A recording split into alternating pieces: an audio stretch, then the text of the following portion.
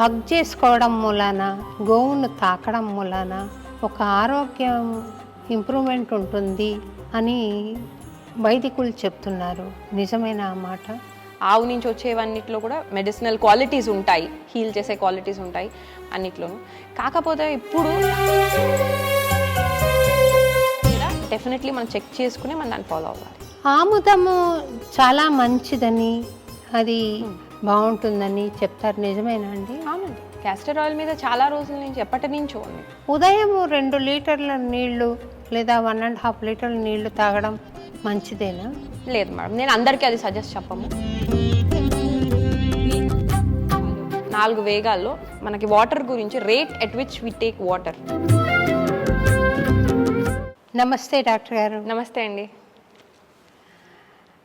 ఒక డాక్టర్ గారు ఇంత అందంగా ఉండడం నేను మొదటిసారి చూస్తున్నానండి. అందున 3 పిల్లల తల్లి అయ్యి, చిన్న పిల్లలు అనుకోండి, ఇంత చక్కగా కనిపించడం ఎలా సాధ్యపడింది? మొదటి ప్రశ్న ఇలా అడుగుతున్నందుకు ఏమనుకోకండి. అదేమీ లేదండి, మామూలుగా హెల్దీ లైఫ్ స్టైల్ ఉండటం అండి. ఇంకా న్యాచురల్ డెలివరీ, మన పనిలో మనం ఉంటే మిగతావన్నీ పెద్ద పట్టించుకోలేదండి. అందం అనేది అంటారండి, అది ఒక్కొక్క దృష్టి బట్టి ఉంటుంది. మేము మా పరంగా అది గుణం బట్టి ఉంటుందండి, అంతే. మేము దాని మీద స్పెసిఫిక్గా వర్క్ ఏం చేయమండి. మేము కరెక్ట్గా ఉండటం వరకు మేము చూసుకుంటాం, అంతే అండి. మీ పేరే ప్రసాద్ గారు నిర్లేప అని పెట్టారు కదా.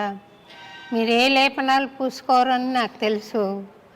అయితే ఏ రకమైన కాస్మెటిక్స్ సహాయం లేకుండా సహజ సిద్ధంగా చక్కటి ముఖవర్చస్సుతో ఉండడం ఎలా సాధ్యపడింది చెప్తే వేరే వాళ్ళు కూడా ఆచరించి ఆ రకంగా ప్రవర్తించడానికి ఉంటుంది అని. నేను మెయిన్గా అండి ఫాలో అయ్యేవన్నీ పెద్ద స్పెసిఫిక్గా దానికోసం వర్క్ చేసేదైతే ఏమీ ఉండదండి.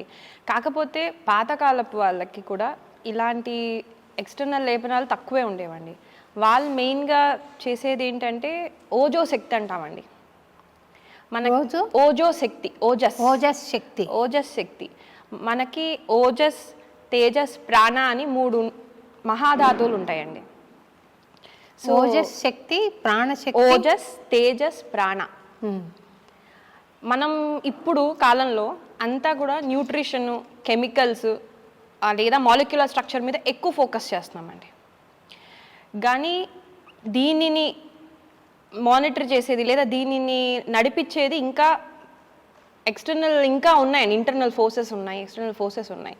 వేటి మీదైతే ఈ మధ్య కాలంలో మనం దానికి తక్కువ ఇంపార్టెన్స్ ఇస్తున్నాం. ఏదైనా సరే మనం కొన్ని క్రైటీరియానే మనం లిమిట్ చేసేసుకున్నామండి. దాంతో దీన్ని నడిపించే వాటి గురించి తెలుసుకోవటం తగ్గిపోతుంది. కానీ పాతకాలంలో అంటే ఏన్షియంట్ టైమ్స్ కనుక మనం చూసినట్టయితే ఋషులు, మునులు ఆ టైం కానీ లేకపోతే ఆ టైంలో ఉండే చూసుకున్నట్టయితే వాళ్ళు ఎక్కువగా అన్నిటినీ చూసేవారండి. ఉట్టి బాడీయే మెయిన్, మైండ్ లేదు అనేది ఉండేది కాదు, లేదా ఎనర్జీ లేదని కాదు. సో వాళ్ళు ఒక హోల్ స్పెక్ట్రంలో తెలుసుకునేవారు. సో అలాగే మన మొత్తం బాడీ అంతా పంచభూత నిర్మితం అండి. వీటిని నడిపిస్తూ 3 దోషాలు ఉంటాయి: వాత, పిత్త, కఫ. నెక్స్ట్ దాని సటిల్ లెవెల్ ఏంటంటే ప్రాణ, తేజస్, ఓజస్. సో మనం తినే ప్రతి ఫుడ్,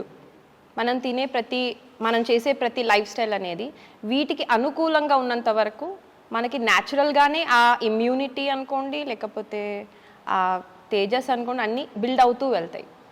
ఎప్పుడైతే మనం ఈ నేచర్ నుంచో లేకపోతే మన న్యాచురల్ ప్రకృతి నుంచి డీవియేట్ అవ్వకుంటూ వెళ్తామో, మనం ఎంత కెమికల్స్లోకి వీటికో వెళ్తూ ఉంటామో దాన్ని బట్టి మనం దీని నుంచి విడిపోతూ వెళ్తాం. అప్పుడు ఇంటర్నల్గా మనకి ఆ హెల్త్ కానీ వైటాలిటీ తగ్గిపోవటం వల్ల మనం ఓన్లీ ఎక్స్టర్నల్గా ఏవైనా చేసుకుంటేనే కొంచెం మనకి బెటర్గా అనిపిస్తాము, కానీ ఇంటర్నల్ హెల్త్ కానీ ఇంటర్నల్ డిస్టర్బెన్స్ వెళ్ళిపోతుంది. సో రియల్ బ్యూటీ నా పరంగా ఇంటర్నల్ హెల్త్ నుంచి వస్తుందండి. కరెక్ట్ అండి, ఆ మాట కరెక్ట్. చాలా మహాసిద్ధ వైద్య చికిత్సాలయం అని మీ హాస్పిటల్ ఉంది కదా? అవునండి. తద్వారా మీరు చేస్తున్న వైద్య విధానం ఎటువంటిది? మహాసిద్ధ వైద్య చికిత్సాలయం అనేది ఒక సెంటర్ అండి. ఎక్కడైతే మేము ఇంటిగ్రేటెడ్ అప్రోచ్ని మేము ఫస్ట్ 3 మెయిన్ పిల్లర్స్ అండి దానికి. ఒకటి ఇంటిగ్రేటెడ్ అప్రోచ్ అండి. అంటే నేను ఒక డాక్టర్ కింద నా ఫస్ట్ ధర్మం ఏంటంటే పేషెంట్ని ట్రీట్ చేయటం. ఆ పేషెంట్ని ట్రీట్ చేసే దాంట్లో నేను ఏ వైద్య విధానము వాడతానో వాళ్ళకి ఉండే ప్రాబ్లం బట్టి నేను నా స్కోప్లో వేరియస్ లా ఇంకా రూల్స్ పరంగా కన్సిడర్ చేసుకుని నేను నా స్కోప్లో ఉండే వైద్య విధానం వాడాలండి. అంతేగాని నా వైద్య విధానం ముఖ్యమయ్యి పేషెంట్ ట్రీట్మెంట్ అనేది సెకండరీ అవ్వకూడదు అనేది మా సెంటర్ మెయిన్ మోటో. సో మేము ఫస్ట్ ఫాలో అయ్యేది ఇంటిగ్రేటెడ్ అప్రోచ్. అంటే మేము అక్కడ పేషెంట్కి ఏ ప్రాబ్లం ఎక్కడి నుంచి వచ్చింది, దేని వల్ల వచ్చింది అనేది ఫస్ట్ పట్టుకోవడానికి ప్రయత్నిస్తాం. అంటే మనకి బాడీ వల్లే న్యూట్రిషన్ ఇంబ్యాలెన్స్ ఉందంటే దాని న్యూట్రిషన్ రిప్లేస్మెంట్ అనేది అవసరం. డైజెషన్ ప్రాబ్లం ఉంది అంటే దాంట్లో డైజెషన్లో రిపేర్ చేయటం అవసరం. వాళ్ళకి మైండ్లో ఇమోషనల్లీ వాళ్ళు డిస్టర్బ్ అయ్యి దాన్ని వాళ్ళ బాడీ రిఫ్లెక్ట్ చేస్తుంది అంటే వాళ్ళని ఇమోషనల్గా మనం డీల్ చేయటం ఇంపార్టెంట్. ఎనర్జీలో కానీ మెరీడియన్స్ అంటాం, ఏ విధంగా అయితే మనకి బ్లడ్ వెజల్స్ ఉంటాయో అట్లాగే ఎనర్జీ బాడీలో కూడా కొన్ని మెరీడియన్స్ అని ఉంటాయి. దాని బేస్ మీద ఆక్యుపంచర్ అనేది డెవలప్ అయింది. సో దాని పరంగా ఆ ట్రీట్మెంట్. సో అక్కడ ఫస్ట్ పేషెంట్కి ఏ ట్రీట్మెంట్ అవసరము, ప్రాబ్లం ఎక్కడుంది, ఏది అవసరము అనేది ఫస్ట్ చెప్పటం ఒక డాక్టర్ యొక్క లక్షణం అండి. అంతేగాని మీరు డిసీజ్ యాక్సెప్ట్ చేసేయండి ఇంక ఇది లైఫ్ లాంగ్ అనేది కరెక్ట్ కాదు, రివర్సబుల్ అవుతుందని. సో ఈ ఉద్దేశంతో మేము మా పరిధిలో ఏమేమి ఉన్నాయో ఇంటిగ్రేటెడ్ అప్రోచ్ మేము ఫాలో అవుతాం. హోమియోపతి ఫాలో అవుతామండి. హర్బల్ మెడిసిన్ అంటే హర్బ్స్ని టింక్చర్ ఫామ్లో చేసుకుని మెడిసిన్ ఇస్తాం, ఎందుకంటే అది ఈజీగా అబ్జర్బ్ అవుతుంది. తర్వాత ఫ్లవర్ రెమెడీస్, అదేవిధంగా ivy nutrition, ozone therapies, IR Sona. So ఇట్లాగా మా మెయిన్ ఎయిమ్ ఏంటంటే ఒక పేషెంట్కి ఏవేమి అవసరమో ఐఆర్ సోనా బాత్స్ అండి. సౌనా బాత్లో ఐఆర్ రేడియేషన్తో ఉండేది అనేది స్పెసిఫిక్ సౌనా బాత్ అని. ఇట్లా ఏది ఎవరికి అవసరమో అది ఇవ్వటం అనేది మా మెయిన్ ఇది. అది ఫస్ట్ ఇంటిగ్రేటెడ్ అప్రోచ్ అండి మాది. రెండో విషయం హోలిస్టిక్గా చూస్తామండి. అంటే పేషెంట్ని ఏదో ఒక మీ కాలు నొప్పి ఉందంటే కాలు వరకే చూసి లివర్కి సంబంధం లేదని మేము భావించాము. మేము ఏదైనా సరే ఒక కాలు నొప్పి వచ్చింది అంటే దాని వెనకాల ఉండే ప్రాబ్లం ఏంటి, అది ఏ లెవెల్లో ఇష్యూ ఉంది, బాడీయా, మైండా, అక్కడ ఎనర్జీలో ప్రాబ్లమా, అలా ఒక పేషెంట్ మా దగ్గరికి వచ్చినప్పుడు మొత్తంగా హోల్గా చూసి వాళ్ళకి ట్రీట్మెంట్ ఇస్తామండి. మూడోది మా మెయిన్ స్ట్రెంగ్త్ ఇంకా ఏన్షియంట్ విజ్డమ్ ఏంటంటే నాడి. మేము నాడి ద్వారా డయాగ్నోసిస్ చేసుకుంటాం. ఓన్లీ నాడి మీదే డిపెండ్ అవుతామని నేను చెప్పను, ఎందుకంటే కొన్ని సందర్భాల్లో పూర్తిగా మనం నాడి ద్వారా తెలుసుకోలేకపోవచ్చు. కానీ నాడి ద్వారా డయాగ్నోసిస్ చేసుకుంటే మాకు చాలా విషయాలు ముందుగానే తెలిసిపోతుంది. ప్రయర్ స్టేజ్ ఆఫ్ డిసీజెస్ అనేవి చాలా వరకు తెలుసుకోవచ్చు. దాన్ని ల్యాబ్ రిపోర్ట్స్తో వాళ్ళ సిమ్టమ్స్తో మ్యాచ్ చేసుకుని మేము అప్రోచ్ అవుతామండి. సో మేము చేసేది ఈ 3 కలిపింది. మేజర్గా మేము వర్క్ చేసేది రివర్సల్ ఆఫ్ క్రానిక్ డిసీజెస్ అండి. క్రానిక్ డిసీజెస్ అనేది లైక్ డయాబెటిస్ అనుకోండి, లేదా కొలెస్ట్రాల్, హైపర్ డిస్లిపిడమియాస్ అంటాము, లేదా ఆటో ఇమ్యూన్ కండిషన్స్, ఎలర్జీస్, ఇవన్నీ మీరు అబ్జర్వ్ చేసుకుంటే క్రానిక్గా తరచుగా బాధపడే కండిషన్స్. అది దాన్ని బాధగా చెప్పుకునే స్థితిలోనూ అది ఉండదు, అలా కానీ వాళ్ళని ఇబ్బంది పెడుతూనే ఉంటుంది. అలాంటివి మనం ప్రస్తుతం సొసైటీలో యాక్సెప్ట్ చేసేస్తున్నాం. ఓకే, నాకు I'm an allergic patient, so నాకు ఇవి పడవు, నేను తినను, ఈ 3 స్టెప్స్ ఉంటున్నాయి. కానీ రివర్సల్ అనేది కూడా అవకాశం ఉంటుంది ఇఫ్ మనం ప్రాపర్ వేలో కనుక దాన్ని ట్రీట్ చేసుకుంటూ వెళ్ళగలిగితే.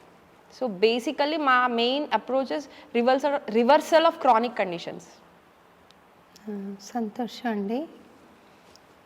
గత జన్మ కృతం పాపం వ్యాధి రూపేణ పీడిత అని అంటారు కదా. అవునండి. పూర్వజన్మలో చేసుకున్న పాపము అవునండి వ్యాధిగా సంక్రమిస్తుంది అని. అవును. మీరు ఈ మాట మీద విశ్వసిస్తారా? ఈ మాట. అవునండి, డెఫినెట్గా. మరి నేను పాపం చేసి ఉంటే నాకు ఆ వ్యాధి వచ్చింది, మీరు ట్రీట్ చేయడం మూలాన బాగా అయిపోయిందంటే నేను ఆ కర్మను అనుభవించను కదా. మనం కర్మ యొక్క ఇంటెన్సిటీని తగ్గిస్తామండి. మీకు ఆ కర్మ కూడా ఉండాలండి దాన్ని క్లియర్ చేసుకునేది. ఏ విధంగా అయితే every action has equal and opposite reaction అనే న్యూటన్ లాని మనం అందరం నమ్ముతామో, అలాగే కర్మ లా కూడా ఎగ్జిస్ట్ అవుతుందండి. ఇప్పుడు మనకు ఎదురయ్యే సిచ్యువేషన్స్ అన్నీ దాని లా పరంగానే వస్తుంది. కానీ దాన్ని ఎలా హ్యాండిల్ చేసుకోవాలో మన చేతిలో ఉంటుంది. ఆ హ్యాండిల్లో ప్రయత్నమే వైద్యము ఇవన్నీ అండి. సో ఏవైతే మేము దాన్ని 3 విధానాలుగా డివైడ్ చేస్తామండి. పాపం వల్ల వచ్చిన దానికి డెఫినెట్లీ సొల్యూషన్ అనేది ఉంటుంది. దానికి సొల్యూషన్ అనేది దొరుకుతుందండి వాళ్ళకి. అదే కనుక బ్యాడ్ కర్మ అంటే మనసా వాచా కర్మ తెలిసి మరీ తప్పు చేసినప్పుడు దానికి సొల్యూషన్ వెతకడం చాలా కష్టం, దొరకటం కూడా కష్టం. వాళ్ళకి లైఫ్ లాంగ్ సఫరింగ్ అనేది ఉండే అవకాశం. అంటే అలా చేసిన వాళ్ళు ఎవరైనా బాగా రియలైజ్ అయ్యారనుకోండి, అప్పుడు ఉంటాయి.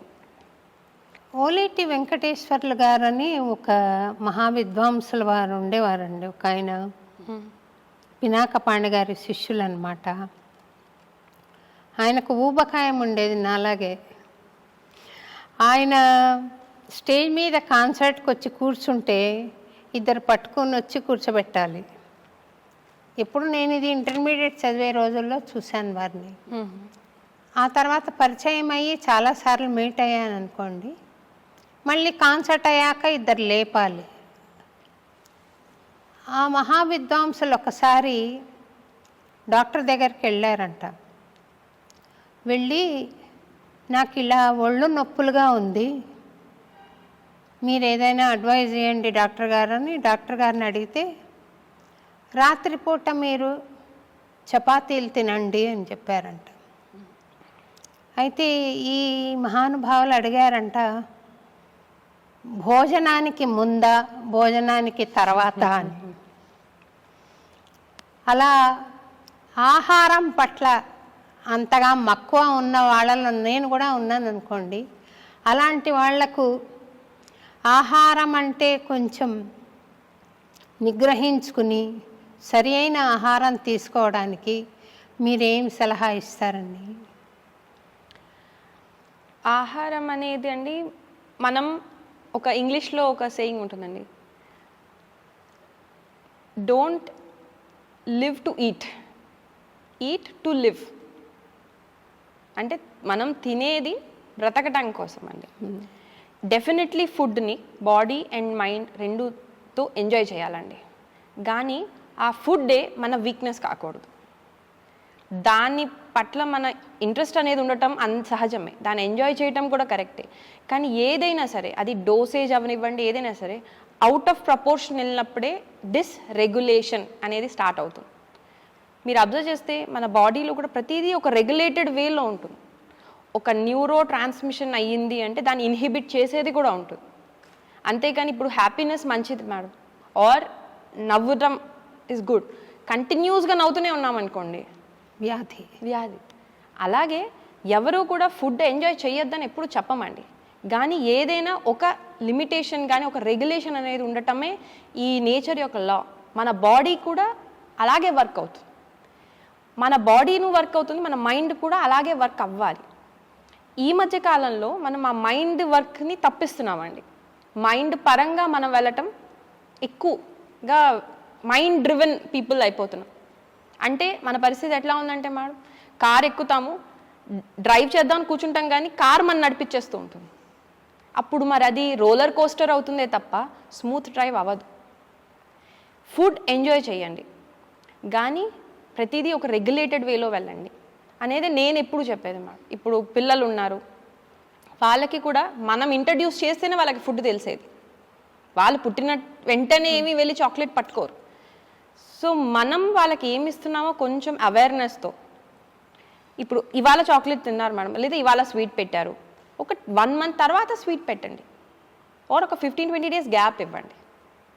వాళ్ళకి మనం అది మనలో రెగ్యులేషన్ ఉండి వాళ్ళకు కూడా అలవాటు చేస్తే ఫుడ్ అనేది మనకి హెల్ప్ చేస్తుందే తప్ప ప్రాబ్లం రాదండి. ఆహారమే అల్టిమేట్గా శరీరంగా మనసుగా మారుతుంది అని భగవద్గీత కూడా చెబుతుంది కదండి. మరి ఆహారం పట్ల నిగ్రహం కలగాలంటే సాధన ఏదైనా ఉందా? మనకి ఆహారమే కాదండి, ఎనీ కైండ్ ఆఫ్ నిగ్రహానికి చెప్పిందే పతంజలి సూత్రాలండి.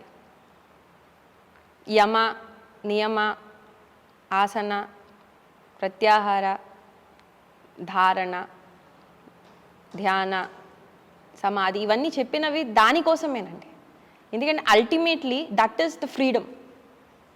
అసలు ఫ్రీడమ్ అంటే ఏంటి మేడం? ఫ్రీడమ్ అంటే ఏంటండి మీ ఉద్దేశంలో? మన చాలామంది ఇప్పుడు పిల్లలు కూడా వింటాం, మేము ఫ్రీగా ఉండట్లేదు, ఫ్రీనెస్ లేదు అంటాం. అసలు ఫ్రీడమ్ అంటే ఏంటండి? నా దృష్టిలో ఫ్రీడమ్ అంటే విశృంఖలత్వం కాదు. ఏది చేస్తే మనోవాక్కాయములు సుఖంగా ఉంటాయో, సంతోషంగా ఉంటాయో, ఆరోగ్యవంతంగా ఉంటాయో అది ఫ్రీడమ్. ఫ్రీడమ్ అంటే మనకు అనిపించింది చేసి దానివల్ల మళ్ళీ నెగిటివ్ ఎఫెక్ట్స్ ఫీల్ అవ్వటం డెఫినెట్లీ కాదు. ఏదైతే wrong way meaning of freedom. Freedom అంటే మనకి ఎప్పుడు మైండ్ ఆగాలన్నప్పుడు ఆగగలగాలి. ఇవాళ నాకు తినాలని లేదు, లేదా ఇవాళ నేను అది వద్దనుకుంటున్నాను అన్నప్పుడు మన మైండ్ ఆగాలి. దాని గురించి ఆలోచించి బాధపడకూడదు. తినాలి అనుకున్నప్పుడు ఫుల్గా ఎంజాయ్ చేయాలి. దీనివల్ల నెగిటివ్ ఎఫెక్ట్స్ ఏమైనా ఉంటాయని ఆలోచించకూడదు. అలా ఉండాలి అంటే మన బాడీ, మన మైండ్ మన కంట్రోల్లో ఉండాలి. నిగ్రహం అంటేనే అది. వాటికి స్టెప్సే ఈ యోగ సూత్రాలు అనేది. అందుకనే అసలు ఫస్ట్ బేసిక్ ఎందుకు డిసిప్లిన్, యమ నియమ ఎందుకు పెట్టడం జరిగిందంటే దీనికోసం. మనం దాన్నే ఇప్పుడు నిబంధనలుగా భావిస్తున్నాం, అక్కడే ప్రాబ్లం వస్తుంది. దాన్ని రాంగ్ వేలో తీసుకుంటున్నారు. It's my life, it's my wish. కానీ మై లైఫ్ అనేది చాలా షార్ట్ స్పానే ఉంటుందండి. మీరు అబ్జర్వ్ చేయండి మేడం, ఎవరైతే ఇట్లాగా మై లైఫ్ అనుకున్న వెళ్ళిన వాళ్ళకి అది షార్ట్ స్పానే. తర్వాత లాంగ్గా వాళ్ళ సఫరింగ్ ఉంటుంది ప్రతి పర్సనల్ లైఫ్ మీరు చూస్తే. కానీ మనం ఇది చిన్నప్పటి నుంచి కనుక ఈ డిసిప్లిన్ ఇవన్నీ చెప్పుకుంటూ వెళ్తే వాళ్ళు లైఫ్ లాంగ్ ఎంజాయ్ చేయగలుగుతారు. ఎప్పుడు ఎంజాయ్ చేయాలో అప్పుడు ఫుల్గా ఎంజాయ్ చేసుకుంటారు. ఏవైనా మనం ఇష్టమైనవి అంత ఆరోగ్యవంతమైన కాకపోయినవి తినాలనిపించినా తిన్నా దాని వాళ్ళు ఇమ్యూనిటీ ద్వారా ఎదుర్కోగలుగుతారు. ఎందుకంటే వాళ్ళు తినగలుగుతారు కాబట్టి తర్వాత గ్యాప్ ఇచ్చే ఆ నిగ్రహం కూడా ఉంటుంది వాళ్ళకి. సో నా ఉద్దేశంలో ఆహారం అవనివ్వండి, ఏదైనా యాక్టివిటీ అవనివ్వండి, లేదా ఎనీ లైఫ్లో మనకి హ్యాపీగా ఫ్రీడమ్గా ఉండాలంటే డెఫినెట్లీ ఈ యమ నియమ దీన్ని ఫాలో అవుతేనే మనం అది రీచ్ అవ్వగలుగుతాం. There is no other short cut or other way నేను చూసినది. వైద్యో నారాయణో హరిహి అని ఒక ఆర్యోక్తి ఉందండి. అవునండి. అంటే వైద్యుడు నారాయణుడు, ఆయనే హరి అని అర్థం కదా. అంటే అంత పవిత్రంగా వైద్య వృత్తిని పాటిస్తున్నారా అందరూ?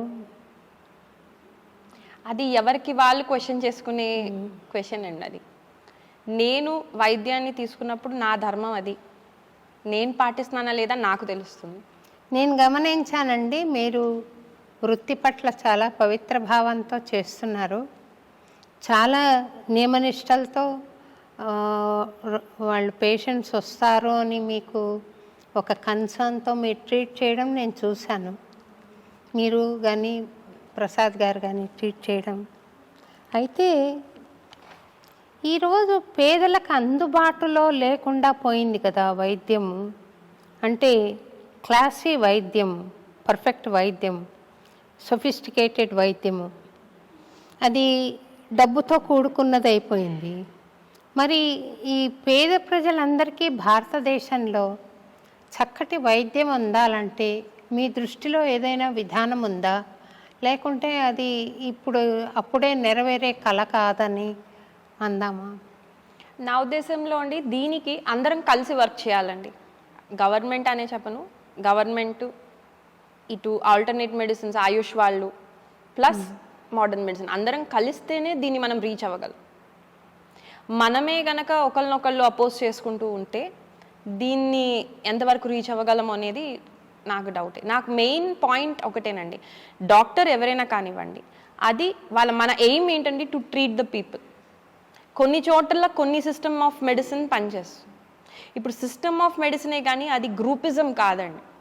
అంటే నేను వైద్యాన్ని ఒక విధానంగా తెలుసుకున్నాను, ఇంకొకళ్ళు ఆయుర్వేదం అనుకోండి, ఇప్పుడు ఏదైతే సిస్టమ్ అంటున్నామో నా ఉద్దేశంలో ఆయుర్వేదం అనేది ఒక వేదం, ఒక వాస్ట్ నాలెడ్జ్. అది సిస్టంలోకి మనం కస్టమైజ్ చేయలేము. కానీ ఇప్పుడు అకాడమిక్ ఈజీనెస్ కోసం ఇప్పుడు ఒకే డాక్టర్ అన్ని సిస్టమ్స్ చదవలేడు కాబట్టి ఈజినెస్ ఆఫ్ అకాడమిక్స్, ఈజీగా స్టడీ చేయడానికి లేదా స్పెషలైజేషన్ పరంగా వాళ్ళు ఒక కోణంలో చూసి దీంట్లో వాళ్ళు ఎక్స్పర్ట్ అయ్యారు. కానీ వాళ్ళకి మిగతా విధానాల్లో కొంచెమైనా ఒక ఐడియా ఉంటే ఒక పేషెంట్ మన దగ్గరకు వచ్చినప్పుడు ఎటు వాళ్ళని పంపించవచ్చో మనం చెప్పగలం. దీనికి మనం అందరం కలిపి వర్క్ చేస్తేనే అది రీచబుల్ అవుతుందండి. ఈ సిస్టమే ఉండాలి. ఇప్పుడు అంతా కూడా ఏమవుతుందంటే అండి, ఆర్గ్యుమెంట్ సైన్సా స్యూడో సైన్స్ అనే సందిగ్ధంలోనే మనకి మొత్తం డివిజన్ జరిగిపోతుంది. నాకు అర్థం కాని విషయం ఏంటంటే అండి, మనకి ఋషులే అనుకోండి లేదా మునిలో ఆ కాలం వాళ్ళు టెలిస్కోప్ లేనప్పుడే ఖగోళ శాస్త్రం గురించి చెప్పారు, అర్త్ రౌండ్గా ఉంటుందని చెప్పారు. అదేవిధంగా మనకి ఆయుర్వేదంలో కూడా మైక్రోస్కోప్స్ లేనప్పుడే మనకి మైక్రో ఆర్గానిజమ్స్ గురించి కూడా ఎక్స్ప్లెనేషన్స్ ఇచ్చారు. సో వాళ్ళు ఏమీ లేకుండా అంటే ఇప్పుడు వీళ్ళు దీన్ని అవును ఉంది ఇవి ఉన్నాయి అని చెప్తున్నారు. నేను వీళ్ళ తప్పు వాళ్ళ తప్పు అనట్లే. వాళ్ళు ఆ కాలంలో ఇలాంటి ఇన్స్ట్రుమెంట్స్ హెల్ప్ లేకుండే చూశారు అంటే డెఫినెట్లీ వాళ్ళ చెప్పే వాటిలో నిజం ఉంటుంది, తప్పకుండా ఉంది. మనకు అర్థం అవ్వట్లేదు. ఇప్పుడు కాలం వాళ్ళు దీన్ని బేస్ చేసుకుని అది స్యూడో సైన్స్ అనే ఆర్గ్యుమెంటే ఒక విధంగా బేస్లెస్ అనిపిస్తుంది. అశ్వగంధ అప్పుడు ఏం పని చేసేదన్నారో ఇప్పుడు అలాగే పనిచేస్తుంది. క్వాలిటీ ఆఫ్ హర్బ్ మారి ఉండొచ్చు బికాస్ ఆఫ్ ఎన్విరాన్మెంట్, కానీ దాని యాక్షన్ ఇస్ సేమ్. పసుపు అలాగే ఉంది. కానీ మనం ఇప్పుడుండే డ్రగ్స్ తీసుకున్నాం అనుకోండి, ఫస్ట్ ఇంట్రడ్యూస్ చేస్తాము, ఒక 10 years వాడగానే దీనివల్ల ఈ సైడ్ ఎఫెక్ట్స్ ఉంది దీన్ని తీసేయండి అంటాం. మరి ఇన్ని క్లినికల్ ట్రయల్స్ ఇవన్నీ అయ్యాక వై ఇస్ ఇట్ చేంజింగ్? మరి అది కూడా అలా స్టాండర్డైజ్ అయిపోవాలి కదా. నేను ఇది కూడా రాంగ్ అనట్లేదండి, ఎందుకంటే మనం చేంజ్ అవుతున్నాం. We are in a changing environment. So నా ఉద్దేశం ఏంటంటే అండి, డెఫినెట్లీ చెప్పిన ఆయుర్వేదంలో కానీ మన వేదాల్లో చెప్పిన మెడిసిన్స్ అనుకోండి అన్నీ కూడా వీ హ్యావ్ టు అండర్స్టాండ్. అంతేగాని దాన్ని స్యూడో సైన్స్ అని కంప్లీట్ మాస్క్అవుట్ చేసేయడం ఇస్ మనం చేసే మేజర్ మిస్టేక్ అనేది నా ఫీలింగ్ అండి. దాంతో చాలా రీసెర్చ్ పొటెన్షియాలిటీని మనం వదిలేసుకుంటున్నాం. సో అందరం కలిసి వర్క్ చేస్తేనే మనకి కావాల్సిన సొల్యూషన్ అనేది ఉంటుంది. సైంటిఫిక్గా అన్సైంటిఫిక్గా, అసలు రియల్లీ ఇది అన్సైంటిఫిక్గా అనేది క్వశ్చనబుల్. ఇప్పుడు మీరు చెప్పే 10-12 years డ్రగ్ పనిచేసి ఆగిపోవటం అనేది ఇఫ్ దిస్ ఇస్ ద సైన్సా, ఆర్ వాళ్ళు ఎప్పటి నుంచో చెప్పిన ఇయర్స్ నుంచి చెప్పే హర్బ్ అలాగే పనిచేయటం అనేది సైన్స్. అది మనం క్వశ్చన్ చేసుకోవాలి. Instead of science and pseudo science వాళ్ళు ఒక ఆలోచనతో వాళ్ళ ఒక అనుభవంతో చెప్పారు. పైగా ఇప్పుడు మనం ఇన్ని క్లినికల్ ట్రయల్స్ వేస్తున్నాం, వాళ్ళది ఎప్పటి నుంచో జనరేషన్స్ నుంచి ఆచరించినది. అంటే ఎన్ని క్లినికల్ ట్రయల్స్ అయ్యి ఉంటాయో డాక్యుమెంటేషన్ వీళ్ళ పరంగా అర్థం అవ్వలేదు. సో నాకు ఎలా అనిపిస్తుంది అంటే ఒక 5th standard 7th standard వాళ్ళు 10th standard వ్యాలిడిటీ చేస్తున్నట్టు ఉంటుందండి పిహెచ్డి వాళ్ళతో. సో వీళ్ళని తప్పనట్ల, they are growing, but we cannot validate them. Let us reach, వాళ్ళ ముందు యాక్సెప్ట్ చేద్దాం. నేను యూజ్ చేయమని కూడా చెప్పను, లెట్ ఇస్ యాక్సెప్ట్. వాళ్ళని అర్థం చేసుకోవడానికి ట్రై చేస్తే we will have lot of research potentiality. నేను ఆలోచన చేస్తే ఫిలాసఫీకి సైన్స్కి తేడా లేదు అనిపిస్తుందండి. ఉండదండి, నేను అదే నమ్ముతానండి. సైన్స్ బియాండ్ సైన్సెస్ ఫిలాసఫీ అని. ఫిలాసఫీ అనే ఒక బ్రాంచ్ అనేది I don't think so it సపరేట్గా ఎగ్జిస్ట్ అవ్వట్లేదండి.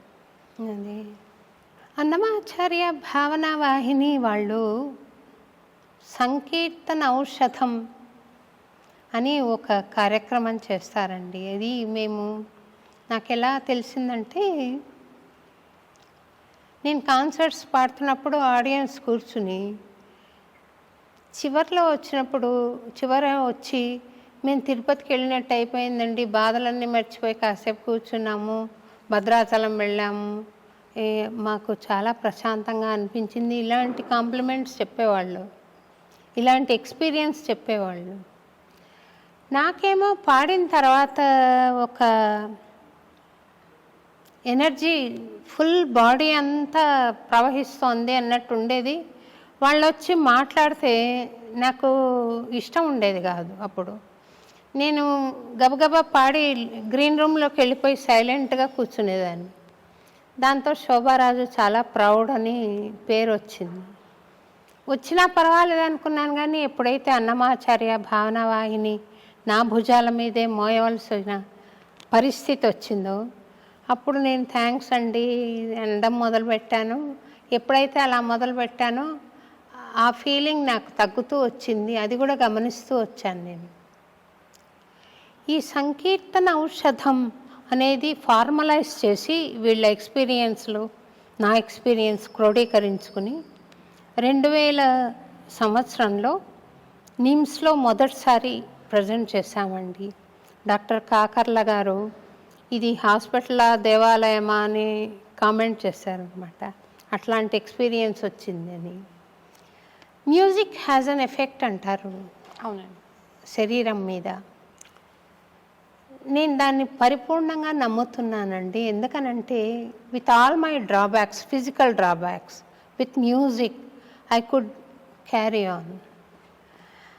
అది మీ వైద్య విధానంలో సంగీతానికి ఏమైనా స్థానం ఉందా? ఉంటుందండి, డెఫినెట్గా. నాదం ఉంటుందండి. ఎందుకంటే మనం కనుక జాగ్రత్తగా దీన్ని ఇంకా సైంటిఫిక్ వేలో కనుక ఆలోచించి చూసినట్టయితే ఇది కూడా ఒక ఫ్రీక్వెన్సీ. సో డెఫినెట్లీ దానికి హీలింగ్ ఇది ఉంటుందండి, హీలింగ్ పవర్స్ ఉంటాయి, దానికి హీల్ అవ్వటం కూడా కరెక్టే. ఇక్కడ క్వశ్చన్ ఒకటేనా అంటే నేను ఒక డాక్టర్ కింద నేను చెప్తున్నాను, ఒక ఆర్టిస్ట్ కింద కాకుండా డెఫినెట్గా మ్యూజిక్ ఎఫెక్ట్ ఉంటుంది. కానీ నేను ఇందాక చెప్పినట్టు ఎవరికి వేటి వల్ల ప్రాబ్లం ఉందో ఆ పాయింట్లో మనం కనుక హీల్ చేయటమే అవర్ రెస్పాన్సిబిలిటీ. సో సౌండ్ అనేది ఎక్కువగా ఆకాశతత్వానికి సంబంధించిందండి. సో దాంట్లో కూడా వేరియేషన్స్ ఉన్నాయి. వాళ్ళు కనుక దానికి కనెక్ట్ అవ్వగలిగితే దిస్ విల్ హెల్ప్. వాళ్ళలో కనుక ఫిజికల్ ఎలిమెంట్స్ కానీ ఫిజికల్ న్యూట్రిషన్లో ఇష్యూ ఉన్నప్పుడు we have to combine. So definitely music has a feeling power అండి. అంటే నా అనుభవంలో నేను అడ్వాన్స్ స్టేజ్లో ఉన్న ఒక మహానుభావుడు, మేము వెళ్ళి అంటే ఈ కార్యక్రమాలకు మేము రెమ్యూనరేషన్ కూడా తీసుకోమండి. నేనే ఆర్కెస్ట్రా తీసుకెళ్ళి, కోరస్ తీసుకెళ్ళి, సౌండ్ సిస్టమ్ తీసుకెళ్ళి పాడతాను. అంటే అప్పుడు అట్లా ఉండింది నా పరిస్థితి. పాడినప్పుడు ఆయన నాకు 2 పేజీలు ఉత్తరం రాశారు. బాగా ఇప్పటికీ బ్రతుకున్నారు. అప్పుడు పోతారనుకున్నారు, కానీ ఆయన బతుకున్నాడు. Thanks for giving me fresh lease of life అని రాశారనమాట. అలాంటివి చాలా ఉన్నాయి. అలాంటివి ఉన్నప్పుడు సంగీతం పట్ల పరిశోధన చేసి ఇది ఔషధం కింద కూడా పనికొస్తుంది అని ఆలోచన చేయవలసిన అవసరం ఉంది.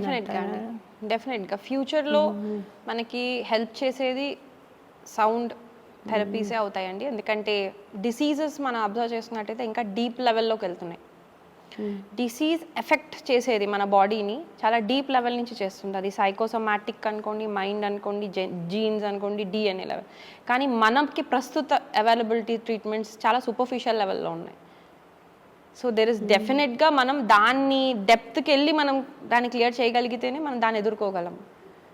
సో అలాంటి వాటికి సౌండ్ అండ్ మ్యూజిక్ అనేది ఒక ఫ్యూచర్లో డెఫినెట్లీ ఒక important field of research and development అవుతుందండి, which we also strongly believe అండి.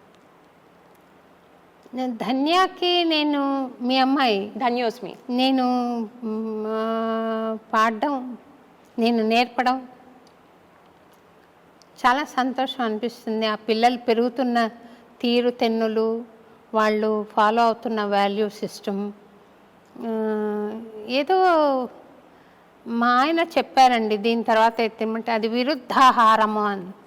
నాకెంత సంతోషం అంటే ఆ విరుద్ధాహారము అనడం అంత చిన్నపిల్లలు వీళ్ళకి ఎంత వెయిన్స్లోకి వెళ్ళిపోయింది తత్వము అని సంతోషమైంది. మీరు కూడా సంగీతంలో ఉన్నారు, పాడతారు. మా ప్రేక్షకులకు ఒక పాట పాడి వినిపించండి. దానికి ముందు మేడం నేనైతే ఫస్ట్ యాక్చువల్గా నేను మా అమ్మాయి ఏజ్లోనే నేర్చుకున్నానండి. 6 years నుంచి మేబీ ఒక 4 years అంతే నేర్చుకున్నాను. అది కూడా వేరే ఊర్లో నేర్చుకున్నదండి. నేను ఇంత సీరియస్గా ఏమీ దీన్ని తీసుకోలేదు, కానీ సంగీతం ఎప్పుడు ఇష్టము. మేము అప్పుడు ఫస్ట్ నేర్చుకున్నవి కూడా మీ పాటలు వినే నేర్చుకున్నామండి. ఎక్కువగా మాకు బాగా గుర్తండి, అన్నమాచార్య కీర్తనలు అంటే శోభారాజ్ గారివే పెట్టాలి అని మా అమ్మ పెట్టేదండి. సో అలా స్టార్ట్ చేసినది ఇది.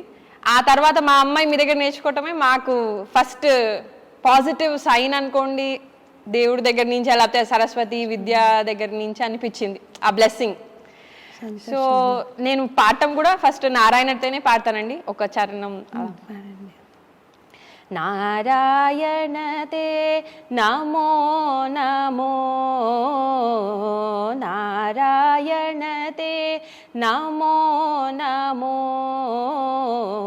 నారాయణతే నమో నమో, భవ నారద సన్నుత నమో నమో, నారాయణతే నమో నమో, భవ నారద సన్నుత నమో నమో, నారాయణతే నమో నమో. మురహర భవహర ముకుంద మాధవ, మురహర భవహర ముకుంద మాధవ, గరుడగమన పంకజనాభ, మురహర భవహర ముకుంద మాధవ, గరుడగమన పంకజనాభ, పరమా పురుష భవబంధ విమోచన, పరమా పురుష భవబంధ విమోచన, నరమృగ శరీర నమో నమో నమో, నరమృగ శరీర నమో నమో, నారాయణతే నమో నమో, భవ నారద సన్నుత నమో నమో, నారాయణతే నమో నమో. బాగుందమ్మా చాలా. లేదండి ప్రాక్టీస్ కానీ ఏమి లేదు, టేప్ రికార్డర్ అలా నేర్చుకున్నదే తప్ప పెద్ద నేను అథెంటిక్గా నేర్చుకోలేదు, అందుకే మా అమ్మాయికి నేర్పిద్దామనండి. సంతోషం తల్లి. మేము ఇక్కడ మార్చ్ 1 నుండి క్లాసెస్ స్టార్ట్ చేస్తున్నామమ్మా, అప్పటి నుంచి కూడా తప్పకుండా నేర్పుతాము. కొంచెం టైం పట్టింది, కరోనా నుండి డిస్లొకేషన్ వచ్చింది, అప్పటి నుండి కూడా మళ్ళీ కుంభాభిషేకం అనుకోవడం ఇలాంటివి రావడం వలన కొంత. హాస్యం ఆరోగ్యానికి చాలా హెల్ప్ చేస్తుంది అంటారు, ఈ విషయాన్ని మీరు నమ్ముతారా? అవునండి, ఎందుకంటే మీకు న్యూరో ట్రాన్స్మిషన్స్లో మీకు దాని ఎఫెక్ట్ తెలుస్తుందండి. ఎండార్ఫిన్స్ ఇవి రిలీజ్ అవుతాయి. సో ఏమైనా పెయిన్ ఉన్నా దానికి ఉండే ఏదైనా ఈజీగా డిజాల్వ్ అవుతుందండి ఆ ఎండార్ఫిన్స్కి సంబంధించిన రిలీజ్ అయినప్పుడు. సో లాఫ్టర్ అనేది కన్నా హ్యాపీనెస్ మెయిన్ అండి. నా ఉద్దేశంలో హ్యాపీనెస్ కన్నా ముందు పీస్ ఆఫ్ మైండ్ ఇంపార్టెంట్ అండి. పీస్ ఆఫ్ మైండ్ అనేది చాలా ఇంపార్టెంట్, తర్వాత లాఫ్ ఆర్ హ్యాపీనెస్. బేసికల్గా laugh in the sense happiness కావాలని. ఆ హ్యాపీనెస్ సాటిస్ఫైడ్ స్టేజ్లో ఉన్నప్పుడు ఉంటే న్యూరో ట్రాన్స్మిషన్ ఫిజికల్గా ఇమోషనల్గా మనకు ఉండే బ్యాలెన్స్ అనేది చాలా రకాల సింపాథెటిక్ అండ్ పారాసింపాథెటిక్ని బ్యాలెన్స్ చేస్తుంది. సో అంటే డాక్టర్ గారు, సామాన్య మానవులు ఉన్నారనుకోండి, వాళ్ళ యాంగ్జైటీకి లోన్ అవుతూ ఉంటారు. ఇది నాకు వస్తుందా రాదా, ఇది జరుగుతుందా జరగదా, ఈరోజు నాకు ఇదేమంటారు సెన్సెక్స్ ఇది ఎలా ఉంటుందో, దీని మీద ఆలోచన పడి వాళ్ళు యాంగ్జైటీ డెవలప్ చేసుకోవడం మూలాన అనారోగ్యం పాలవడానికి అవకాశం ఉంది. అట్లాంటి వాళ్ళను పీస్ ఆఫ్ మైండ్గా ఉండండి అని మనం చెప్పామనుకో, మనం మెడిటేషన్లో కూర్చున్నా కూడా అజిటేషన్ అయిపోతుంది. అలాంటి వాళ్ళకి మీరు జోక్స్ చెప్పి నవ్వించడం ద్వారా కొంత డిఫరెన్స్ డెఫినెట్లీ ఉంటుంది. నా ప్రయత్నంలో నేను స్వరాల మీద స్టూడెంట్స్ అందరినీ నవ్విస్తుంటాను కొంచెంసేపు. వాళ్ళు స్కూల్ నుండి కాలేజ్ నుండి ఆఫీసుల నుండి వస్తారు కదా, ఎట్లాగో ఓర్న్ అవుట్ ఫేస్ వస్తుంది. నవ్విన తర్వాత I see the bit change in them, they feel relaxed. అది నేను స్వరజ్ఞానం పెరగడానికి కూడా హెల్ప్ చేస్తుంది. అది నేను స్వరం అంటాం, మీరు నవ్వండి ఆ స్వరం మీద అంటే కరెక్ట్గా నవ్వగలగాలి ఆ స్వరం మీద. మనసులో స్వరం ఉంటుంది, బయటికి నవ్వుతున్నారు. అలా స్వరజ్ఞానం కూడా పెరుగుతుంది. మీరున్న ఎండార్ఫిన్స్ రిలీజ్ అవ్వడానికి పనికొస్తుంది. మెయిన్ మేడం మనం మీరు చెప్పేది వాళ్ళకి హెల్ప్ అవుతుంది, కానీ నా ఉద్దేశంలో పీస్ ఆఫ్ మైండ్ అనేది ఎందుకు అన్నాను అంటే అది డీపర్ లెవెల్లో మీకు హెల్ప్ చేస్తుంది అండ్ లాంగ్ టర్మ్ ఎఫెక్ట్. నా మెయిన్ ఎయిమ్ ఎప్పుడు మేడం షార్ట్ టర్మ్ కాదు. మనం హెల్త్ ఆరోగ్యం అనేది ఏదో ఇప్పుడు మనం సెట్ చేసుకుంటే మళ్ళీ ఒక 3-4 monthsలో మళ్ళీ మనం ఇబ్బంది పడేదాన్ని ఆరోగ్యం సెట్ చేసినట్టు అనిపించదు. ట్రీట్మెంట్ కాదు అది, ఇట్స్ మేనేజ్మెంట్. సో మేనేజ్మెంట్తో పాటు మనం ట్రీట్మెంట్ కూడా మనం రిస్టోర్ చేసుకోలేకపోతే ఫ్రాంక్లీ మనం ఏమీ రీచ్ చేయలేం. ఇప్పుడు బాగా చదువుకునే పిల్లలు కూడా ఆ నిమిషంలో వాళ్ళు స్ట్రెస్ అవుట్ అయిపోయి 10th క్లాస్ మొత్తం వాళ్ళ ఆరోగ్యాన్ని పాడు చేసుకునే లెవెల్లో వాళ్ళు కనుక చదువుకున్నారనుకోండి, ఇంటర్ ఎట్లా చదవగలుగుతారు? మనం అక్కడ షార్ట్ టర్మ్లో నేను ఇది అచీవ్ చేశాను అనేదే ఆలోచిస్తున్నాం. పేరెంట్స్ కూడా అలాగే ఆలోచిస్తున్నారు. 10th క్లాస్ అనగానే అందరం సీరియస్గా వర్క్ చేసేస్తారు, ఇంకా వాళ్ళు 24 hours స్టడీ చేయాలి.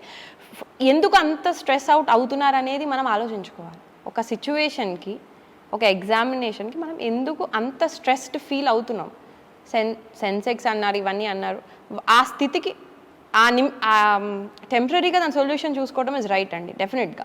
కానీ తర్వాతైనా మనకి ఆ ప్రాబ్లం సొల్యూషన్ చూసాక అసలు ఈ స్థితి ఎందుకు వచ్చింది అనేది ఆలోచన చేయడం, ఆ డీప్ థింకింగ్ అనేది మనం వదిలేసామండి. ఆ నిమిషం బాగుందా, వీఆర్ గుడ్, మళ్ళీ ప్రాబ్లం వచ్చినప్పుడు చూసుకుందాం అనే మేనేజ్మెంట్ స్టేజ్లోకి మన మైండ్ సెట్ అయిపోయింది. దాంతోనే మనకు పీస్ ఆఫ్ మైండ్ లేదు. నన్ను ఒక స్పెసిమెన్గా తీసుకుని నన్ను మీరు మోడల్గా తయారు చేయగలుగుతారా పర్ఫెక్ట్ ఆరోగ్యానికి? మీరు చెప్పినట్టు వింటాను. ఎక్కువగా మేడం ఆరోగ్యం అనేది 80% మన చేతిలో ఉంటుందని, 20% డాక్టర్స్ చేతిలో ఉంటుంది. యాక్చువల్లీ 80% కనుక మీరు హ్యాండిల్ చేసుకోగలిగితే మాత్రం డెఫినెట్గా ఎవరైనా సరే దాన్ని రివర్స్ చేయగలుగుతాం. నేను హ్యాండిల్ చేసుకోవాల్సిన విషయాలు ఏముంటాయంటారు? ఆహారం రెగ్యులేషన్ అండి, నిద్ర, స్లీప్, బేసిక్ ఎక్సర్సైజ్ 3 ఇంపార్టెంట్ అండి. ఎందుకంటే మనకి బేసిక్ ఎక్సర్సైజ్ అంటే నేను మిమ్మల్ని జిమ్లోకి వెళ్ళిపోమనట్లే, కానీ మినిమం స్ట్రెచెస్, నేను జనరల్ చెప్తాను మేడం. సో ఏజ్ అన్ని కన్సిడర్ చేసుకుని, కానీ మన బాడీకి ఏజ్ అనేది ఫుల్ లిమిటేషన్ కాదండి, డెఫినెట్లీ రీజనరేషన్ ఛాన్స్ ఉంటుంది. సో మీరు అబ్జర్వ్ చేస్తే చాలామంది 70-80 years వాళ్ళు కూడా మిగతా డిసీజ్డ్ ఉన్నట్టు ఉండరండి. సో వాళ్ళు న్యాచురల్ లైఫ్ స్టైల్ లీడ్ చేస్తుంటారు, వాళ్ళ పనులు వాళ్ళు చేసుకోగలుగుతారు. సో ఆ రీజనరేటివ్ కెపాసిటీ అయితే తగ్గచ్చు కంపారిటివ్లీ, కానీ ఉంటుంది. మనం అనుకోవాలే కానీ మేడం, బాడీ మైండ్ని కనుక మనం రెగ్యులేట్ చేసుకుని మన ప్రొఫెషనల్ లైఫ్లోకి వరకే పెట్టుకోగలిగితే డెఫినెట్లీ రివర్సిబుల్ ఛాన్సెస్ ఉంటాయి. Human span of life 100 years అనుకున్నాం కదండి, ఇప్పుడు మామూలుగా 80 years వరకు వచ్చిందేమో. మరి మీ దృష్టిలో అది ఎక్కువ ఉందా, ఇంకా తక్కువ ఉండాలా, ఎక్కువ అయిందా? ఆయు అనేది 80-100 ఇస్ నార్మల్ అండి ఫస్ట్ నుంచే, కానీ దాని క్వాలిటీ ఆఫ్ లైఫ్ ఉందా అనేది క్వశ్చనబుల్. నేను ఆరోగ్యంగా బ్రతికే స్పాన్ గురించి మాట్లాడుతున్నాను. అది మన చేతిలో ఉంటుంది మేడం. 80 years కూడా మన ఆరోగ్యంగా బ్రతకచ్చు. జనరల్గా ఫర్ ఎగ్జాంపుల్, ఒక మనిషి ఆరోగ్యవంతమైన అలవాట్లతో ఉన్నాడు, యుక్తాహార విహారస్య యుక్త కర్మస్య అని భగవద్గీత శ్లోకం మీద ఆధారపడి బ్రతుకుతున్నాడు అనుకుందాం. ఆయన స్పాన్ ఆఫ్ లైఫ్ 80 years ఉంటుందా, 150 సంవత్సరాలు చేయొచ్చండి. ఇట్ కెన్ ప్రొలాంగ్ అండి. ఆయన లైఫ్ స్టైల్ అనేది అదే అంటున్నాను మేడం, అది వాళ్ళ చేతిలో ఉంటుంది. అండ్ ఇట్ కెన్ ఎక్స్టెండ్ వాళ్ళు కనుక హెల్తీగా ఉంటాయి. కానీ ఏదైనా సరే ఆయు అనేది ఓన్లీ మన దీని మీద డిపెండ్ అవ్వదు, మన పాస్ట్ కర్మల మీద కూడా డిపెండ్ అవుతుంది. కాబట్టి అది డెఫినెట్లో ఉంటుంది. దానికన్నా ముందు ఇప్పుడు మనం దీపంలో నూనె పోసాం మేడం, ఆ నూనె అయిన తర్వాత కనుక దీపం ఆరిపోయిందంటే అది న్యాచురల్. ఎందుకంటే డెత్ అనేది జస్ట్ ఒక ట్రాన్స్ఫర్మేషనే, అది ఇంకా అయిపోయినట్టు, ఫుల్ స్టాప్ కాదు. సో నా ఉద్దేశంలో అదొక నెగిటివ్ ఫీలింగ్ కాదు. కానీ నూనె ఉంది కానీ గాలి వచ్చి ఆరిపోయింది అంటే దట్ ఈజ్ నాట్ రైట్ అండి. అలా లేకుండా ఉండటమే హెల్త్. సో ఆ నూనె ఎంత ఉంది, ఎవరి కంటైనర్ ఏదో అనేది ఇట్స్ ఆల్రెడీ డెస్టినీ అయిపోయి ఉంటుంది. కాబట్టి దాన్ని బట్టి అర్థమే.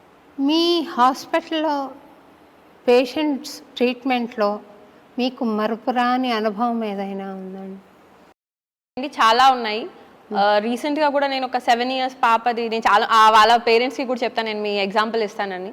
7 years పాపకి చేసామండి, ఎలర్జీ కేసు చేసాము. ఫుల్ స్కిన్ అంతా డార్క్, మీకు డార్క్ అని కాదని మొత్తం నేను చాలా పేషెంట్స్కి చూపిస్తాను. నేను సఫరింగ్ అంటే ఒక్కొక్కరు వచ్చి మాకు కొంచెం మీ ప్రాబ్లం వస్తే నేను చాలా సఫర్ అవుతున్నాను అన్నప్పుడు ఆ పాపను చూపిస్తానండి. ఆ పిల్ల నడవలేక ఉండే కండిషన్ ఉండేది, స్టెరాయిడ్స్ అని వాడొచ్చారు, స్కిన్ కండిషన్ అస్సలు తగ్గలేదు. మా దగ్గరికి 7 yearsకి కరెక్ట్గా లాస్ట్ డిసెంబర్ వచ్చారండి. లాస్ట్ డిసెంబర్ కన్నా అవునండి, అప్రాక్సిమేట్లీ. సో 2023 ఆ డిసెంబర్లో వచ్చారు. ఎవరో తెలిసిన వాళ్ళ ద్వారా పంపించారు. అసలైతే కేసు తీసుకోవడం కూడా కష్టం అండి, ఎందుకంటే 7 years పాపకి ట్రీట్ చేయటం, మెడిసిన్స్ ఇవ్వటం అన్నీ ఆలోచించుకోవాలి. చిన్నపిల్ల కాబట్టి న్యూట్రిషన్ మనం పెట్టేయలేము కూడా, మనం చాలా జాగ్రత్తగా వెళ్ళాలి. ఆ కేసు సాల్వ్ చేస్తే చాలా హ్యాపీ అనిపించిందండి. తర్వాత ఇన్ఫర్టిలిటీగా బాధపడిన వాళ్ళు 20 years 22 years వాళ్ళకి బేబీ ప్రెగ్నెన్సీ న్యూస్ ఒకటి బాగా హ్యాపీ అనిపిస్తుంది. మెయిన్గా ఛాలెంజింగ్ అనిపించేది క్రానిక్ కండిషన్స్, ఏదైతే అసలు ఇప్పుడు ఎలర్జీస్ లేకపోతే ఆటో ఇమ్యూన్ కండిషన్స్ ఏవైతే ఉంటాయో అవి మేము రివర్స్ చేయలేకపోతున్నాం అనే వాళ్ళకి ఎప్పుడైతే when they reverse back. So అట్లాంటివి చాలా వరకు హ్యాపీ కేసెస్ ఉన్నాయండి. వాళ్ళు ఆ హ్యాపీని ఎప్పుడైతే షేర్ చేసుకుంటారో మాకు హ్యాపీ అండ్ సాటిస్ఫాక్షన్ అనిపిస్తుందండి. ఫస్ట్ మీరు హ్యాపీ అవుతున్నారు, పేషెంట్ హ్యాపీ అయ్యి మీకు షేర్ చేస్తారు, ప్రొఫ్యూజ్ గ్రాటిట్యూడ్ చెప్పిన వాళ్ళు ఉన్నారు. ఈ పాప వాళ్ళ మదర్ బాగా అండి, ఎందుకంటే ఆవిడ ఎత్తుకుని వచ్చేవారండి, అట్లా చెప్పిన వాళ్ళు ఉన్నారండి, చాలామంది ఉన్నారు. సంతోషం. హ్యాపీ. ఈ పేషెంట్ ట్రీట్మెంట్లో భగవంతుడి ఇన్వాల్వ్మెంట్ ఉంటుంది కదండి? డెఫినెట్గా అండి. భక్తి, భగవంతుడి మీద విశ్వాసం ట్రీట్మెంట్ని ఇంకా హెల్ప్ చేస్తాయి కదా? చేస్తాయి. ప్లెసిబో అని పేరు పెట్టారు వీళ్ళు, అలోపతి వాళ్ళు. Placebo effect. అవునండి, ప్లెసిబో ఎఫెక్ట్ అయినా నిజంగా భగవంతుడి ఇన్వాల్వ్మెంట్ వీళ్ళకి నా ఉద్దేశంలో మేడం ఆ ప్లాసిబో ఎఫెక్ట్ వీళ్ళకి ల్యాబ్లో అందలేదు కాబట్టి దాని పేరు ప్లాసిబో ఎఫెక్ట్ అండి. ఏదో మెకానిజం జరగండి, అది జరగదు కదా మేడం. అవును, మీరు అర్థం చేసుకోలేకపోయారు అదేంటో, ఆర్ కెమికల్లీ మీకు అది తెలియలేదు, అందుకని ఇట్స్ అ ప్లాసిబో ఎఫెక్ట్. దాన్ని మీరు కెమికల్ కట్టాం, కానీ మన మిగతా ఎనర్జీ లెవెల్లో కానీ మైండ్ లెవెల్లో కానీ జరిగే మెకానిజంని మీరు గుర్తించలేకపోయారు అంతే. కానీ మెకానిజం జరగంది, అది అవ్వదు. డెఫినెట్లీ వర్క్ అవుతుంది. భక్తి ఉండాలి, కర్మ ఉండాలి, జ్ఞానం ఉండాలి, 3 ఉండాలి మేడం. 3 లేనిదే ఏది ఒకటి ల్యాక్ ఆఫ్ అయినా మనకి ఎక్కడో ఒక చోట ఫుల్ స్టాప్ పడుతుంది. ఒక పేషెంట్ నువ్వు ట్రీట్ చేస్తావా, భగవంతుడు ట్రీట్ చేస్తాడా అని ఒక డాక్టర్ని అడిగితే, నా డాక్టర్ నేను బ్యాండేజ్ వేస్తాను, దేవుడు హీల్ చేస్తాడు అని చెప్పారంట. ఐ ట్రీట్ అండి, హీ క్యూర్స్. హీ హీల్స్ అని. అవును, చాలా బాగుంది ఆ మాట, అదే చెప్పారు మీరు ఎసెన్స్ కూడా. సిద్ధ వైద్య మహాసిద్ధ వైద్య చికిత్సాలయము అందరికీ ఒక వెలుగుబాట చూపించే ఇన్స్టిట్యూట్గా మారాలని, అందరికీ ఆరోగ్యాన్ని ఇచ్చే కన్నతల్లి పాలు చాలా శ్రేష్టం అంటారు కదండి, అలా కన్నతల్లి కావాలని ఆ ఇన్స్టిట్యూట్ ద్వారా పేషెంట్ కన్నీళ్లతో లోపలికి వెళ్ళిన వాడు బయటికి వచ్చేటప్పుడు చిరునవ్వుతో రావాలని నేను భగవంతుణ్ణి మనసా ప్రార్థిస్తున్నానండి. మీరు చెప్పదలుచుకున్న విషయాలు ఏమైనా ఉంటే దయచేసి చెప్పండి. స్పెసిఫిక్గా అయితే ఏమీ లేదండి, కానీ నా ఉద్దేశంలో ఏంటంటే నేను ఆల్రెడీ మీకు చెప్పేశానండి, నా పరంగా యూత్ ఈ మధ్య కాలంలో మనం తెలుసుకోవాల్సినది అవేర్నెస్ అనేది మెయిన్ అండి. ఏది మనకి ఇబ్బంది పెడుతుంది బాడీ మైండ్ పరంగా, ఏది మనకి ఇబ్బంది పెట్టదు అనే అవేర్నెస్ ఉండటం ఫస్ట్ థింగ్. సెకండ్ థింగ్, మన రెగ్యులేషన్ ఎప్పుడు వదలకూడదండి, ఫ్రీడమ్కి కరెక్ట్ మీనింగ్ తెలుసుకోండి. మూడోది, మన రూట్స్కి ఎప్పుడు కూడా అటాచ్ అయి ఉండాలండి. మన రూట్ లేని ట్రీ అనుకోండి ఏదైనా సరే ఎప్పటికైనా పడిపోతుంది. సో మన రూట్స్ని మనమే ఇది అసలు నిజమా అనే క్వశ్చనింగ్ కన్నా ఇది నిజం, ఎలాగ నిజం అనేది తెలుసుకునే వైపు మనం కనుక వెళ్ళగలిగితే చాలా ఇప్పుడుండే కండిషన్స్ ఈజీ అయిపోతాయి. ఎప్పుడైతే మన రూట్స్ నుంచి డిటాచ్ అయిపోయామో వేరియస్ రీజన్స్ వల్ల అండి, అప్పుడే మనకి ఇప్పుడు అంతా కంగారు, ఈ యాంగ్జైటీ, ఈ స్ట్రెస్లు పెరిగాయండి. ఆ ఎక్స్పీరియన్స్డ్ నాలెడ్జ్ కూడా ఈక్వల్లీ, దాన్ని విజ్డమ్ అంటాము, అదే అసలైన ట్రెజర్, అసలైన సంపద నా ఉద్దేశంలో. దాన్ని వదలద్దు అనేది నా ఉద్దేశం అండి. అది మనము చెప్పాలి, పిల్లలకి తెలియాలండి. మనమే ఫాలో అవ్వనప్పుడు పిల్లలకి చెప్పలేము. ఇంకా ఫ్యూచర్ జనరేషన్స్ అన్నీ ప్యానిక్లోకి వెళ్తాయి తప్ప వాళ్ళకి సెక్యూర్డ్ ఫీలింగ్ ఎప్పటికీ ఉండదు. విజ్డమ్ ఉన్నప్పుడు, ఆ ట్రెడిషనల్గా వచ్చే ఆ ఏన్షియంట్ నాలెడ్జ్ ఉన్నప్పుడే మనం సెక్యూర్డ్ ఫీలింగ్లో ఉంటాం. ఇన్సెక్యూరిటీ నుంచే ఇవన్నీ మొదలవుతాయి. ఆ ఫియర్ స్టార్ట్ అవుతుంది, అండ్ ఫియర్ నుంచే మిగతా అన్ని ఇమోషన్స్ మనకి రేజ్ అవుతాయి. సో నేను చెప్పేది అయితే ఇదేమ్మా, awareness attach to your roots అండి. And right meaning of freedom, control of mind అనేది చాలా ఇంపార్టెంట్ అండి. సంతోషం అండి. గోవును హగ్ చేసుకోవడం మూలాన, గోవును తాకడం మూలాన ఒక ఆరోగ్యం ఇంప్రూవ్మెంట్ ఉంటుంది అని వైదికులు చెప్తున్నారు. నిజమైన ఆ మాట?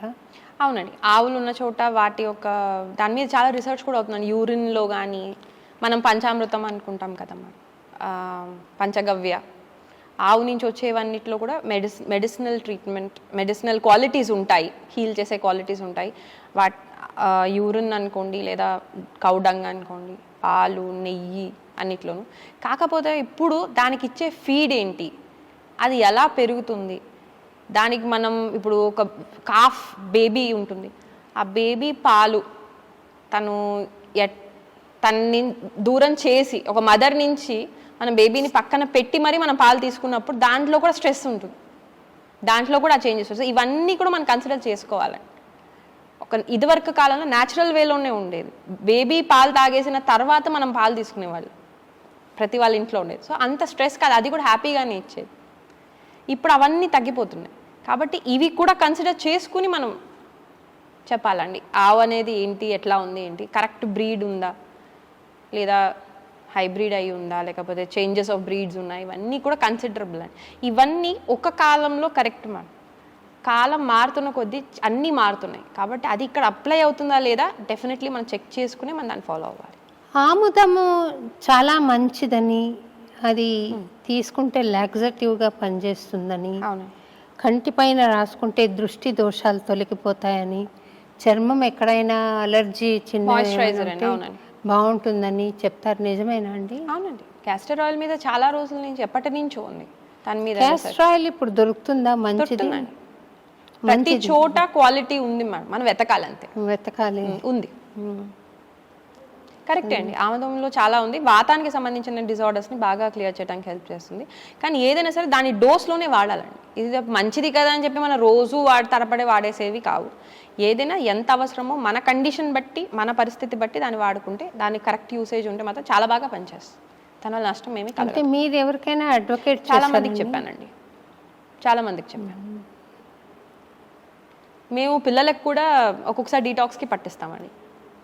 డిఫరెంట్ డీటాక్సిఫికేషన్ కోసం, colon health, large intestine health కోసం ఇది బాగా పనిచేస్తుంది. వాత దోషం బొడ్డులో వేస్తామండి, నావెల్లో, కళ్ళ పైన రాయొచ్చు, తలకి మసాజ్ చేయొచ్చండి, అరికాలకి రాస్తాము. ఆముదము ఆకు బాగా కొన్నిసార్లు మీకు ఆఫ్టర్ డెలివరీ సివియర్ హెడ్ఏక్స్ వస్తాయండి, ఆముదం ఆకు బాగా పనిచేస్తుంది. అంటే అది వాతతత్వానికి సంబంధించి. ఏదైనా మేడం ఇప్పుడు ఆముదము మంచిదే, అందరికీ మంచిదా అనేది కాదు. ఎవరికి మంచిది అంటే దాని తత్వం, దాని నేచర్ అనేది ఉంటుంది కదా, దాని యూనిక్నెస్. మనలో దానికి సంబంధించిన ఏమైనా ఇంబ్యాలెన్స్ వచ్చినప్పుడు అది కరెక్ట్. అంటే ఈ జిగ్జా పజిల్లో ఇది వచ్చి సెట్ కావాలి, ఇది సెట్ కాని దాంట్లో మనం పెట్టి ఇది పని చేయట్లేదు, ఇది వేస్ట్ అని పక్కన పడేయడానికి ఉండదు. మీరు కరెక్ట్గా దాన్ని ప్లేస్ చేయలేదు అంతే. హర్బ్స్ అన్నీ పనిచేస్తాయండి, కరెక్ట్ డోసు, కరెక్ట్ ఫామ్లో, కరెక్ట్ టైంలో వేసుకుంటే పనిచేస్తాయి. మంచిది కదా తిప్పతిగా రోజు తాగేసామనుకోండి, అది కరెక్ట్ కాదు. ఇప్పుడు వాటర్ హెల్దీయా అన్హెల్దీయా మేడం? వాటర్ హెల్దీ కానీ it has to be pure. అది మేడం ప్యూర్. దాని క్వాలిటీ ఏంటి, ఎంత మంచిది కదా అని చెప్పి నేను 6 లీటర్స్ 7 లీటర్స్ 8 లీటర్స్ తాగుతూ వెళ్ళాను అనుకోండి, అది హెల్ప్ అవుతుందా? అలాగే ఏదైనా సరే ఆ రెగ్యులేషన్, అదే మేడం కీ ఈజ్ రెగ్యులేషన్.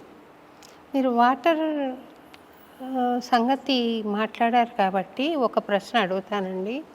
ఉదయం 2 లీటర్ల నీళ్లు లేదా 1.5 లీటర్ల నీళ్లు తాగడం మంచిదేనా? లేదు మేడం, నేను అందరికీ అది సజెస్ట్ చెప్పము. 250 ml చాలండి. అది కూడా వాటర్ మీదే మీకు చాలా క్లియర్గా సూత్రాలు ఉంటాయండి. వాటర్ కూర్చుని తాగాలి, తర్వాత సిప్ బై సిప్ తాగాలి. మనం ఏ స్పీడ్తో వాటర్ తాగుతామో కూడా మన యూరిన్ ఫ్రీక్వెన్సీని, అమౌంట్ ఆఫ్ యూరినేషన్ని కూడా డామినేట్ చేస్తుంది, దట్ ఇన్ఫ్లుయెన్స్ చేస్తుంది. ఇది రీసెంట్గా ఇప్పుడు ఫారినర్స్ వాళ్ళు రీసెర్చ్ చేసి వాళ్ళు చెప్పుకుంటున్నారు, ఎందుకంటే వాళ్ళకి ఆ ఫ్రీక్వెన్సీ ఆఫ్ యూరినేషన్ ఎలా ఆపాలో దానికి. కానీ మన ఆయుర్వేదంలో 4 వేగాల్లో మనకి వాటర్ గురించి rate at which we take water అనే దాని మీద కూడా సూత్రాలు ఉన్నాయి. వాళ్ళు క్లియర్గా చెప్తారు కూర్చుని తాగాలి ఎప్పుడు కూడా వాటర్ అనేది. చాలా రకాల హెర్నియాస్ని అది రాకుండా ఆపే ఛాన్సెస్ ఉంటాయి. తర్వాత అది సిప్ బై సిప్ తీసుకోవాలి.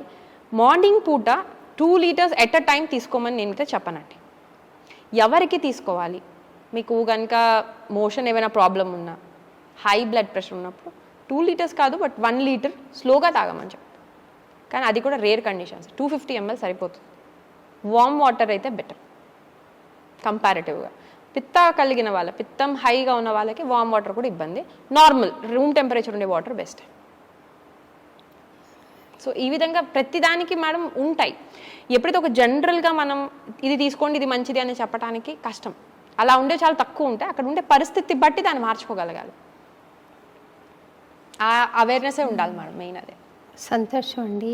ఈ నవగ్రహాలు ఉన్నాయి కదండి, నవగ్రహాల ఇన్ఫ్లుయెన్స్ బాడీ మీద ఉంటుంది అని చెప్తారు కదా, ఆ విషయం గురించి మీరేమి ఉంటాయండి? దాన్ని బట్టే కదండి సూర్య నమస్కారాలు అనుకోండి, లేకపోతే మనకి రాసులు, ఈ రాసుల ఇన్ఫ్లుయెన్స్ అనేది బాడీ మీద ఉంటుంది అనేది సూర్య నమస్కారాల ద్వారా తెలుస్తుంది.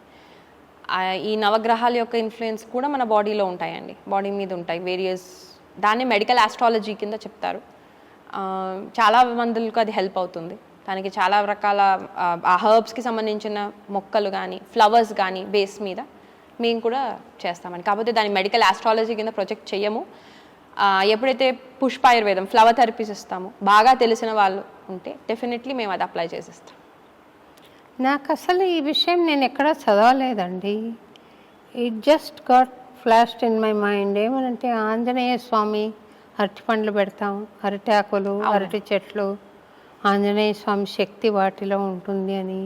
ఆరెంజ్ కలర్ థెరపీ, అవును, ఇవన్నీ నాకు కోరిలేషన్ ఉంది గ్రహాలకి, డెఫినెట్గా యూనివర్స్లో ఉన్న చెట్లు చేమలకి, పుట్టలకి, పాములకి, పక్షులకి, మనుషులకి ఒక అనుబంధం ఉంది, ఒక కనెక్షన్ ఉంది. పరబ్రహ్మ ద్వారా అన్నిటికీ కనెక్షన్ ఉంది. ఆ కనెక్షన్ పరిపూర్ణంగా అనుభవించిన వాడు యోగి అవుతున్నాడు, పాక్షికంగా అనుభవించిన వాడు ఉత్తమ మానవుడు అవుతున్నాడు, అసలు అనుభవించిన వాడు బాధపడుతున్నాడు అని అనిపిస్తుంది. అంతే, అవునండి. ఎందుకంటే బయట ఏదైతే ఉందో మ్యాక్రోకాస్మ్ అంటాం, బయట ఉన్నదే మనలో కూడా ఉంటుంది. దాని స్మాల్ రిప్రజెంటేషనే మనం.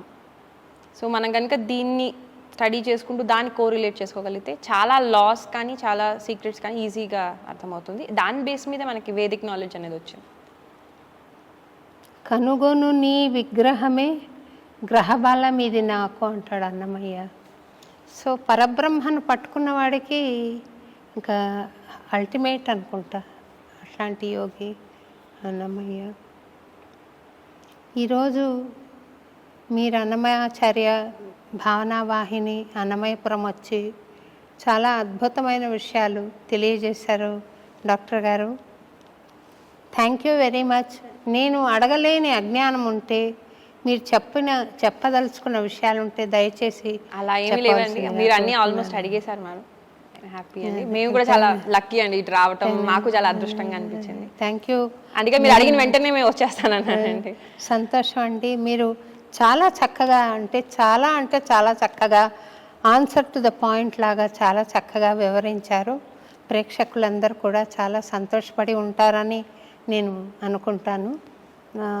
మీకు అన్నమాచార్య భావనావాహిని పక్షాన, ఐ డ్రీమ్స్ వాళ్ళ పక్షాన హార్దమైన కృతజ్ఞతలు తెలియజేసుకుంటున్నానండి. నమస్తే.